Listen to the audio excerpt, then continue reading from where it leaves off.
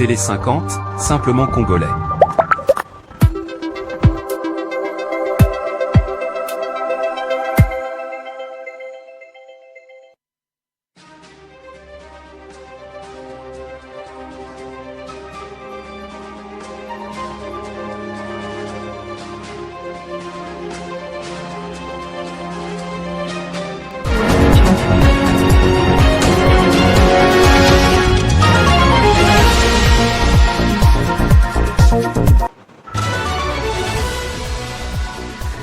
L'ONU renforce les sanctions contre les acteurs impliqués dans les conflits à l'est de la RDC. En tête des listes figurent Corneille Nangaa, chef de l'FC-M23, et John Imanindende, responsable du renseignement du mouvement. L'Union sacrée confirme la tenue de sa marche du 22 juillet sur l'ensemble du territoire national. Une manifestation qui vise à défendre les institutions et dénoncer une présumée tentative de déstabilisation du pays. Dans le monde, Washington a lancé de nouvelles frappes contre des sites en Iran.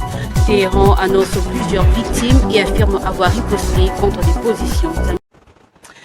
Merci d'être avec nous sur Télé 50. Au sommet des civilisations des Nations Unies à Luanda, le président Félix Tshisekedi a lancé un appel fort en faveur du respect du droit international et de la paix.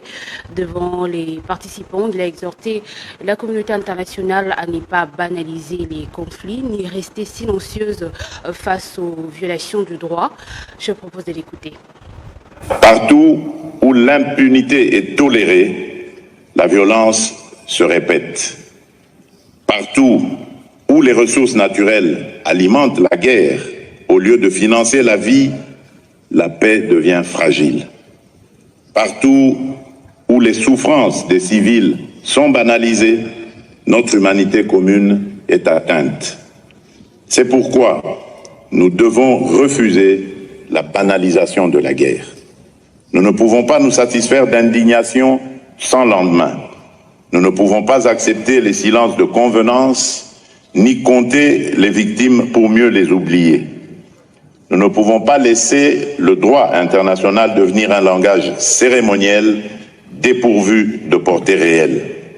La paix ne se réclame pas seulement dans des déclarations. Elle se protège par des actes. Elle se consolide par la justice. Elle se défend par la responsabilité. Et lorsqu'elle est violée, elle appelle des réponses claires, cohérentes et courageuses. Excellences, Mesdames et Messieurs, l'Afrique a trop souvent été perçue comme un continent où l'on vient gérer les crises.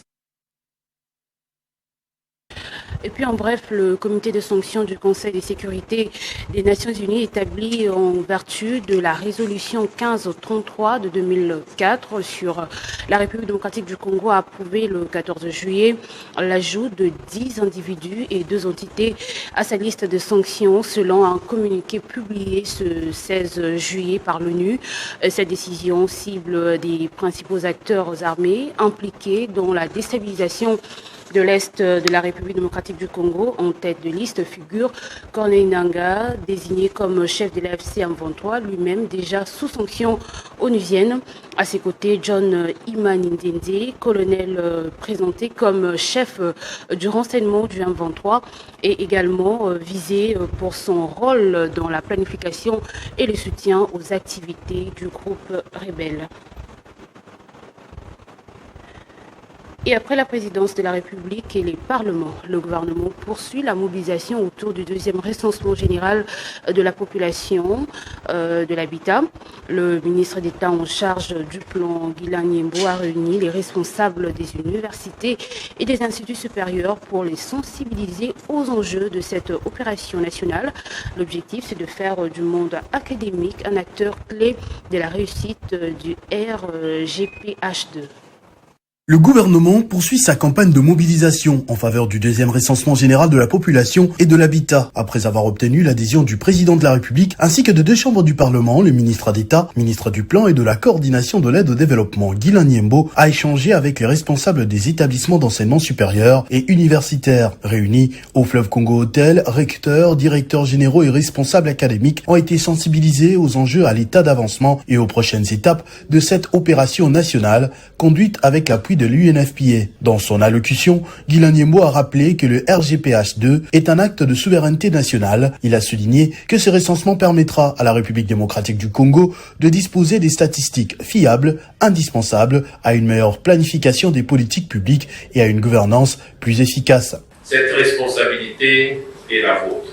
C'est dans vos amphithéâtres, vos laboratoires, vos centres de recherche et vos facultés que ces données deviendront des analyses démographiques, économiques, sociales, environnementales et territoriales, capables d'éclairer le choix de notre pays pendant de nombreuses années. Le RGPH2 ne s'achèvera pas avec la publication des résultats. Il commencera véritablement lorsque les chercheurs, les enseignants et les étudiants s'approprieront cette immense richesse statistique pour produire des nouvelles connaissances au service de la nation.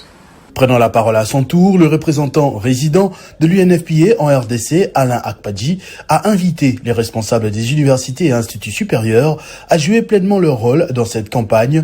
Il les a exhortés à faire des établissements d'enseignement supérieur des relais de sensibilisation afin de mobiliser largement les étudiants autour de cette opération d'intérêt national. C'est maintenant que le véritable travail commence et nous voulons beaucoup compter sur vous pour cette phase d'analyse approfondie des données qui vont être collectées et d'exploitation de ces données afin que nous puissions ensemble. À l'issue des échanges, les responsables académiques ont réaffirmé leur engagement à accompagner le processus du RGPH2. Ils se sont engagés à transformer les universités en véritables espaces de sensibilisation et de mobilisation, convaincus que la réussite du recensement constitue un levier essentiel pour une planification efficace du développement de la République démocratique du Congo. Je le disais dans les titres, la manifestation annoncée par l'Union sacrée de la Nation est maintenue pour le 22 juillet sur toute l'étendue du territoire national. Son secrétaire permanent, André Mbata, a déclaré jeudi que la plateforme se mobilisera à Kinshasa, dans les chefs-lieux des provinces et au sein de la diaspora pour dénoncer une présumée tentative de coup d'État contre la nation qu'il attribue à des alliés du Rwanda et de l'AFC M23. Pour justifier cette mobilisation, justement, il s'est appuyé sur les articles 64 et 5 de la Constitution relatif à la défense de l'ordre constitutionnel et à la souveraineté nationale. On l'écoute. Chers amis, nous venons aujourd'hui, en cette soirée, de tenir une importante réunion du Présidium de l'Union sacrée de la Nation. À l'issue de cette réunion, les membres présents du Présidium de l'Union sacrée de la Nation, cet organe qui est l'organe politique au sommet de la plateforme présidentielle, ont résolu que le mercredi 22 juillet 2026, nous serons là pour manifester contre le coup d'État contre la nation qui est en train d'être perpétré par certains individus alliés du Rwanda, des AFC M23. C'est-à-dire, le 22 juillet 2026, que personne ne s'y trompe, nous serons là pour soutenir les institutions de la République, établies conformément à la Constitution. Nous n'allons pas tolérer un seul dérapage de ceux qui peuvent essayer une tentative, en fait, un coup d'État constitutionnel, l'alinéa 2e de l'article 64. Certains s'appellent même C64, mais ils n'en connaissent pas le contenu. Toute tentative de renversement des régimes constitutionnels est une infraction punissable par la loi. Et les amis qui avaient prévu la même chose, ils entrent pratiquement dans ce cadre-là de tentative de renversement du régime constitutionnellement établi. Et nous sommes en train de dire ici à la nation tout entière que dans les provinces, dans les chefs-lieux de province, ici à Kinshasa, Nous n'allons tolérer aucun coup d'État contre la nation et vous savez, au terme de l'article 5, la souveraineté nationale appartient au peuple. Tout pouvoir émane du peuple. Et le parti politique de l'imam Moussa Mondo, l'Alliance des patriotes et démocrates musulmans, a réuni jeudi à Kinshasa les intellectuels et leaders religieux autour d'une table ronde.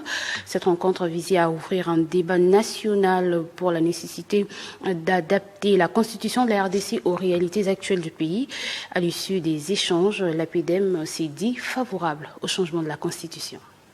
La rencontre s'est tenue dans l'une des salles de l'immeuble Maison Blanche à Lingwala. Elle a été présidée par le secrétaire général du parti, Idi Malumba Alimassi, en présence d'autres cadres de la PDM, des militants, des sympathisants et d'une assistance nombreuse venue de tous les coins de Kinshasa. Les travaux ont débuté par une prière suivie de l'hymne national. Plusieurs intervenants se sont ensuite succédés autour du débat « Faut-il oui ou non changer la constitution ?» Au nom du président national de l'Alliance des patriotes et démocrates musulmans, l'imam Moussa Mondo, le secrétaire général a d'abord rappelé que toutes les constitutions dans le monde évoluent pour répondre aux besoins des peuples. La RDC ne saurait être privée de cette faculté d'adaptation, a-t-il déclaré. Au nom de leur leader, Idi Malumba Alimassi a souligné que cette table ronde est organisée pour favoriser un débat constructif axé sur l'unité et l'intérêt supérieur de la nation. Notre constitution proclame que la souveraineté nationale appartient au peuple,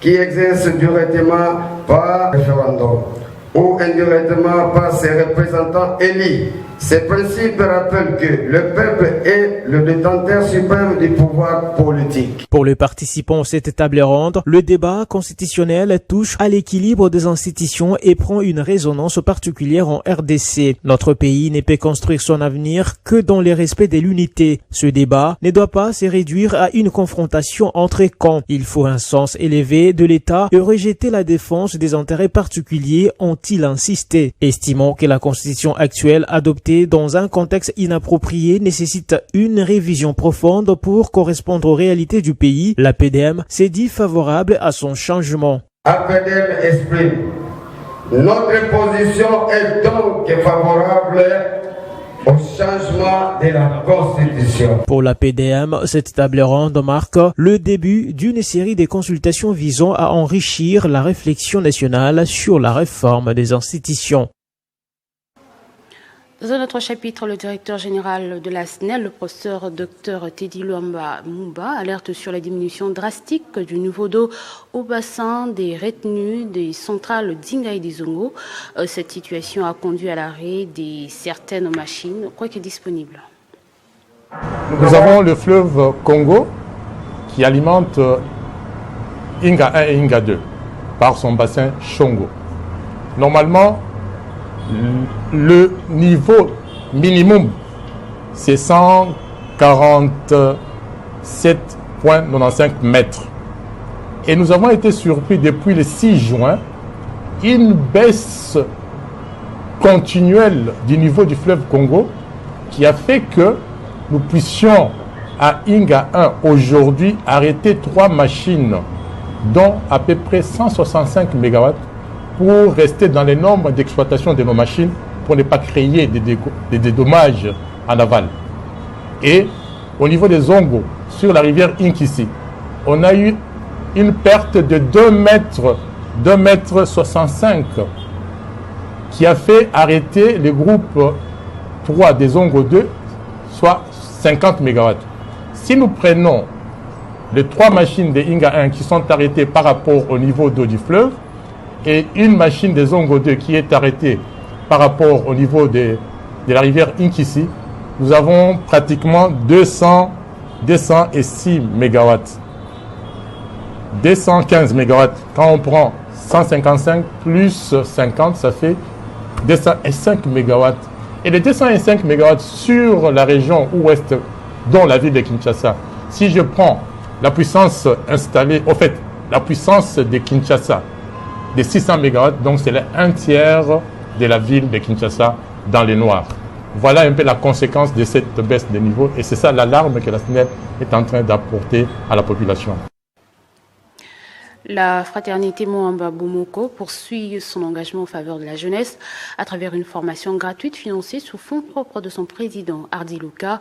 L'association entend renforcer les capacités des jeunes afin de lutter contre le banditisme urbain, les antivaleurs et promouvoir le développement communautaire. La fraternité Moamba Bomoko, sous l'impulsion de son président Hardy Luka, a organisé une session de formation gratuite destinée aux jeunes dans le cadre de son programme d'encadrement et de développement communautaire.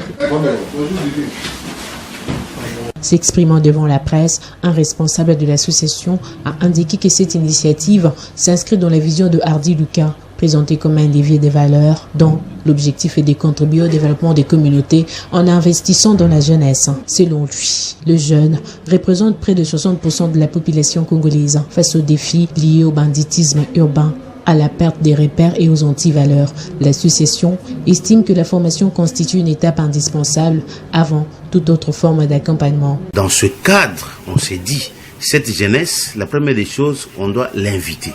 En l'invitant, nous devons la former. Parce que si on ne la forme pas, tout ce qu'on pourra verser en eux n'aura pas d'impact.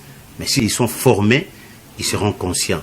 Entièrement financée sur les ressources propres du président Hardy Luka, cette formation vise à doter les bénéficiaires des connaissances et des compétences nécessaires pour devenir des acteurs du changement au sein de leur communauté. Nous voulons donner de la valeur, récupérer ces jeunes, les former, les rendre utiles dans la société, pour qu'ils participent aussi à accompagner d'abord la vision pour la paix, la sécurité et aussi l'assainissement de l'environnement. À travers cette démarche, la fraternité Moamba Bomoko ambitionne de former une jeunesse responsable capable de contribuer à la consolidation de la paix, au renforcement de la sécurité ainsi qu'à l'assainissement de l'environnement, tout en participant activement au développement de la République démocratique du Congo.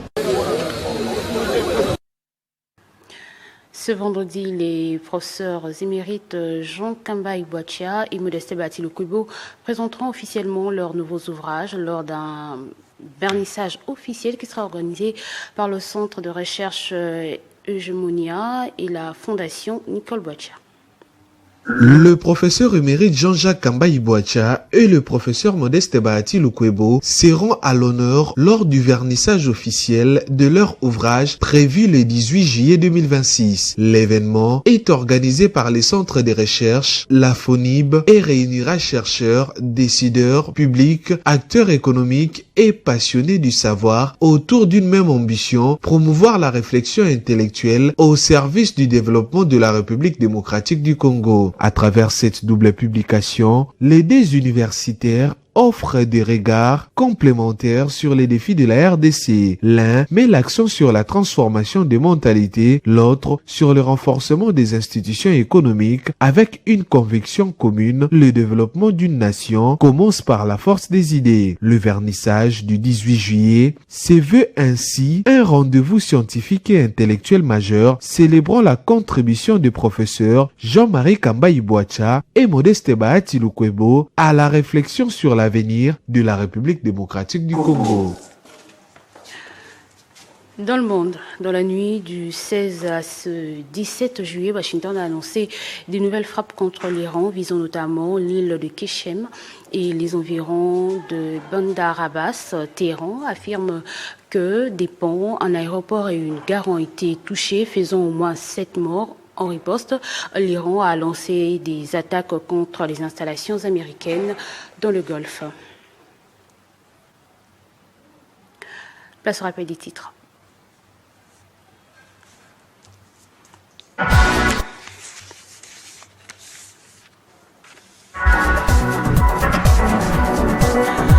L'ONU renforce ses sanctions contre des acteurs impliqués dans le conflit à l'est de la RDC. En tête des listes figurent Corneille Nangaa, chef de l'F-123, et John Imani-Nzenze, responsable du renseignement du M23. L'Union sacrée confirme la tenue de sa marche du 22 juillet sur l'ensemble du territoire national. Une manifestation qui vise à défendre les institutions et dénoncer une présumée tentative de déstabilisation du pays. Dans le monde, Washington a lancé de nouvelles frappes contre le site en Iran. Téhéran annonce plusieurs victimes et affirme avoir riposté contre des positions américaines. Restez avec nous pour la suite de ce journal avec la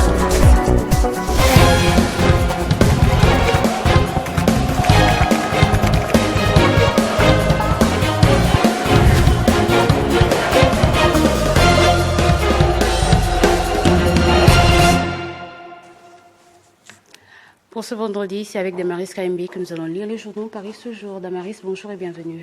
Bonjour Joël Selona et salutations respectueuses à tous nos téléspectateurs d'ici et d'ailleurs. Alors, un seul sujet pour votre revue de presse Guerre dans l'Est.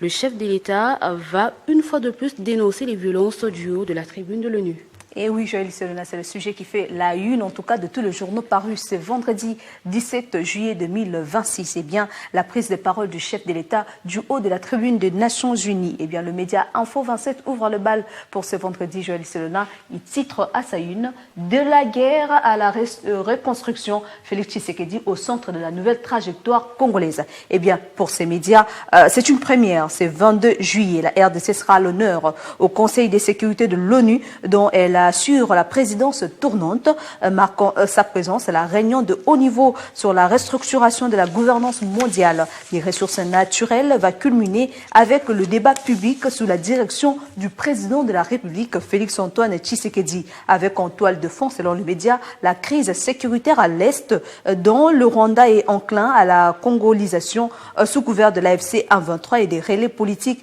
et religieux à l'interne. Pour ces médias, Joël, cette séance est une rampe pour porter encore plus haut la voix du Congo et exiger en rapport notamment les accords de Washington endossés aux résolutions de l'ONU. EcoNews aussi de son côté en parle. Pour sa part, il titre à sa une « Ce 22 juillet, Tshisekedi promet, Tshisekedi met le Rwanda face à ses crimes. D'après ce média, à New York, le président de la République, Félix-Antoine Tshisekedi, portera à la tribune du Conseil des Nations Unies pour confronter directement la communauté internationale aux réalités de la crise sécuritaire dans l'Est de la RDC. Profitant de la présidence congolaise à cette institution, le chef de l'État s'apprête ici à dénoncer solennellement 3 décennies de violence, des pillages et des exactions infligées au peuple congolais par le Rwanda et ses supplétifs de l'AFC 123. D'après le média, un rendez-vous inédit pour exiger le retrait immédiat de troupes rwandaises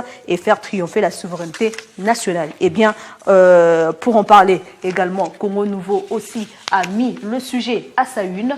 Il titre « De la guerre à la reconstruction ». Félix Tshisekedi au centre de la nouvelle trajectoire congolaise. Vous pouvez ici remarquer que c'est presque le même titre qu'a ici mis Info 27 au début de cette revue. Eh bien, Joël, Congo Nouveau, pour sa part, revient sur le rôle du président Tshisekedi dans la nouvelle dynamique politique et diplomatique de la RDC. Le journal estime que les avancées diplomatiques, notamment les accords de Washington, les initiatives de Doha et les plaidoyers menés sur la scène internationale, ouvrent la voie à une phase de reconstruction et de développement.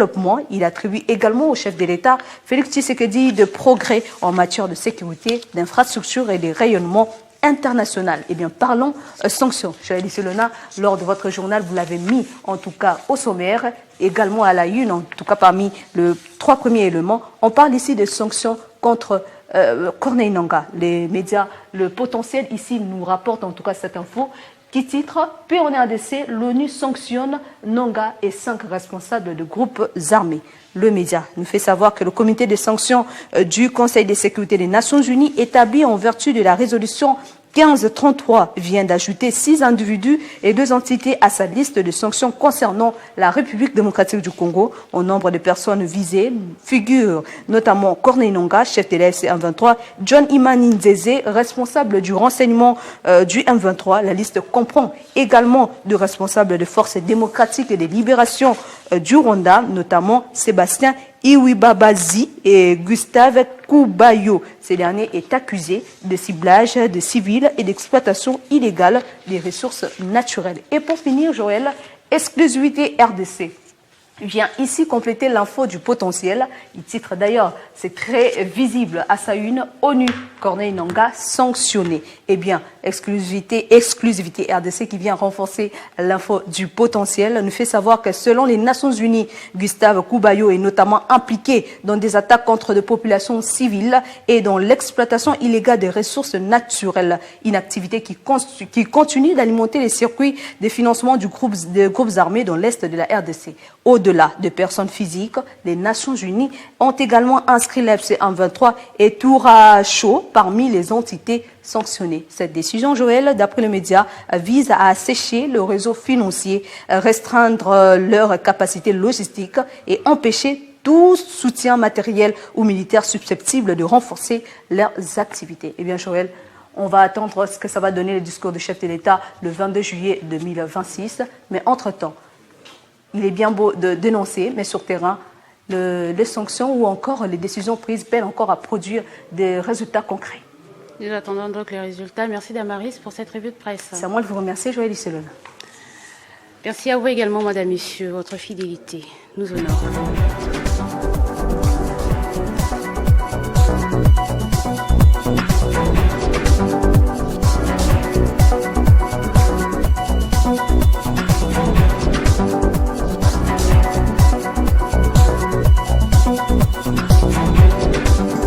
Retrouvez toute l'actualité en continu sur www.tele50.cd.